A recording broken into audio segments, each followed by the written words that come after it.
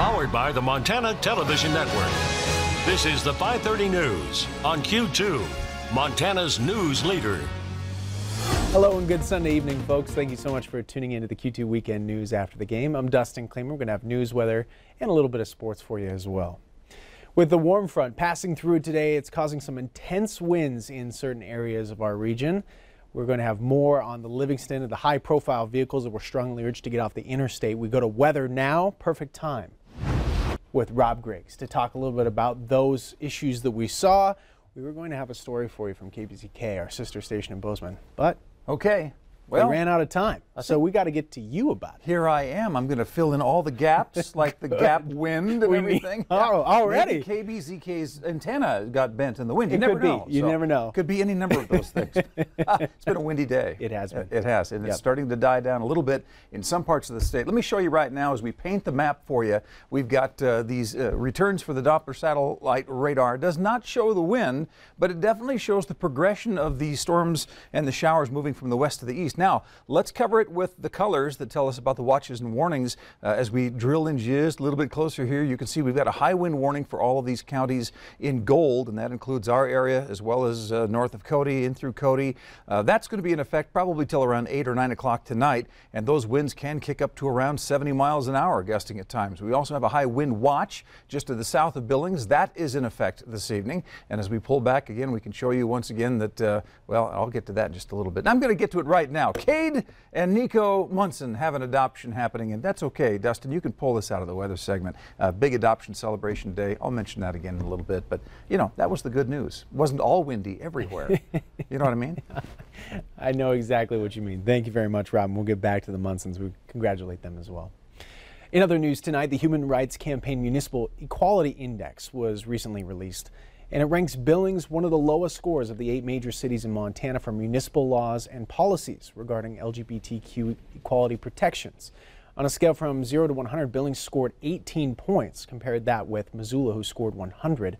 The first major factor as to why Billings scored so low is that there's no non-discrimination ordinance. That means there are no laws prohibiting discrimination of LGBTQ people in areas of employment, housing, and public accommodations. The second major factor is there is no city-appointed liaison to protect LGBTQ people. Great Falls scored the lowest with a 12 out of 100 in the index, but it is the only other major city in Montana besides Missoula that has an LGBTQ center. The index looks at things like government and programs and policies in place on that level. What the goal of the center is to provide those services that are not yet available. So I think having the center here is extremely important, especially noting the lack of services in some areas. With city elections on the horizon, among candidates here in Billings, it's unlikely a non-discrimination ordinance would be brought back to the council for consideration. Also on the ballot, Lockwood voters will have a decision to make in considering the process for the possibility of building a high school. The official ballot asks if voters want to authorize the Board of Trustees to propose additional propositions related to transferring to an expanded K-12 district and educating high school students, aka building a high school. The potential high school in Lockwood would be a Class A size with about 500 students. The opportunity comes from a bill passed in the last legislative session. Supporters have been campaigning door-to-door for about a month. If proposition passes to expand the school district, the community will have input for preliminary architecture and engineering plans.